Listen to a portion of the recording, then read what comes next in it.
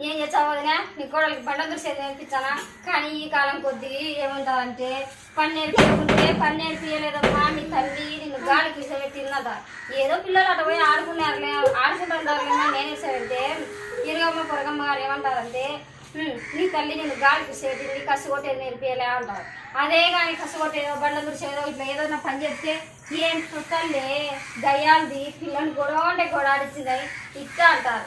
ఎట్లా వదిలే మొత్తానికైతే కదా టౌన్లో వాళ్ళు ఇప్పుడు ఏ స్థితికి వచ్చినారంటే ఏదైతే ఉంది అయ్యో అయినా ఇప్పుడే వదిన చదువు నేర్పియాలా అంటారు. చదువు నేర్పించే కానీ ఇప్పుడు ఏం చేస్తున్నారు వంటోళ్ళు ఎదురాక ఏది చేసుకునేది రాక ఓటర్లలో ఆర్డర్లు ఇచ్చి ఇద్దాపు అద్దాపు అంటారు. కానీ అవి తిరిగి ఈ క్యాన్సర్ వచ్చాయి ఆ క్యాన్సర్ వచ్చాయి ఈ గడ్డలేసి ఆ గడ్డలేసి అని ఆసుపత్రిలో చుట్టూ తిరుగుతున్నాం.